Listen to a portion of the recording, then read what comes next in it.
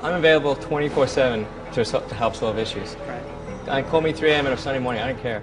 A cross-pollination of Thomas Edison and Tony Stark, Elon Musk. Were you a little naive when you thought I can easily build an electric car and a rocket? I didn't think it would be easy. Like I said, I thought they would probably fail. But you know, like creating a company is almost like having a child. So it's sort of like, how do you say your child should not have food? So once you have the company, you have to feed it and nurse it, Yeah. and take care of it, even if it ruins you. Yeah.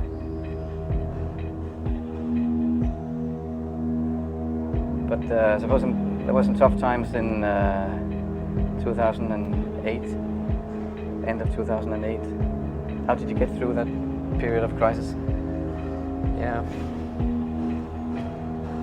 Can we just break for a second? Sure, of course. Yeah. You want to wait a little while? Yeah, I sure hope it was worth it.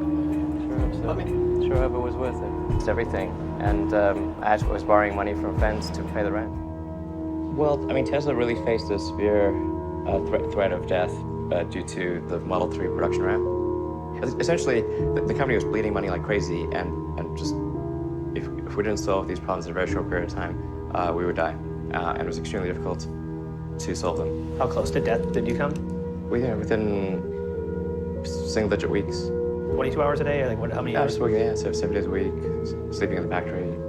I worked in the paint shop, general assembly, body shop. You ever worry about yourself imploding? Like it's just too much? Absolutely. No one should put this many hours into work.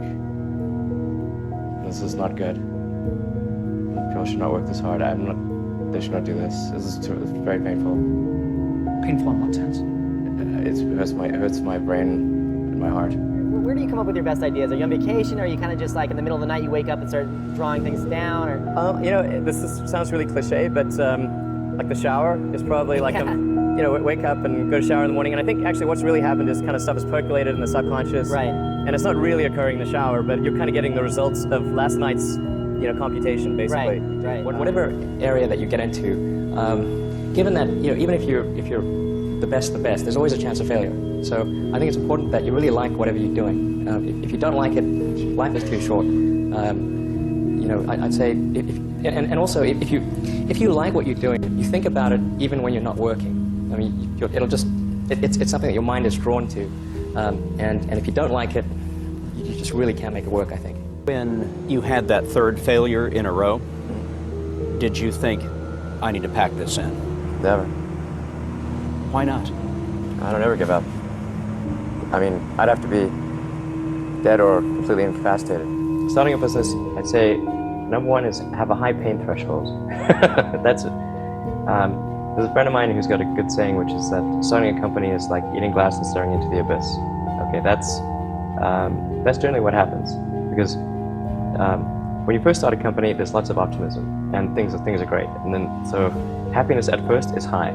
Then you encounter all sorts of issues, and happiness will steadily decline, and then you'll go through a whole world of hurt. And then eventually, if you succeed, and in most cases you will not succeed.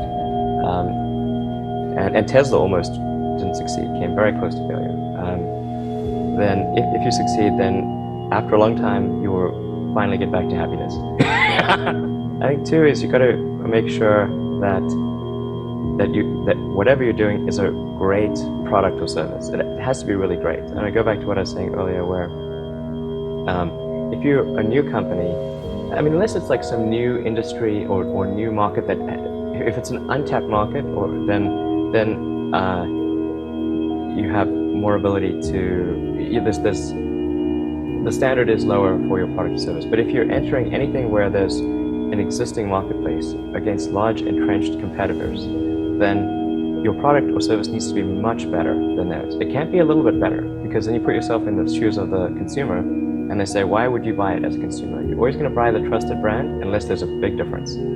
So a lot of times, an entrepreneur will come up with something which is only slightly better, and it can't just be slightly better. It's got to be a lot better. Number three, I'd say, is constantly seek criticism.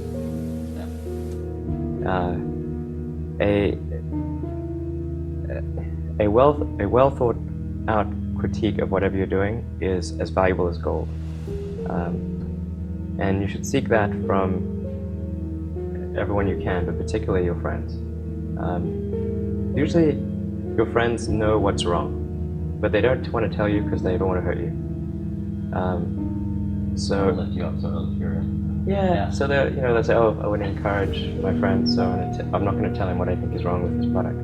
It doesn't mean your friends are right, but very often they are right. And you at least want to listen very carefully to what they say. And to everyone, if you're looking for, basically, you should take the approach that you're wrong. That you, the entrepreneur, are wrong. Your goal is to be less wrong.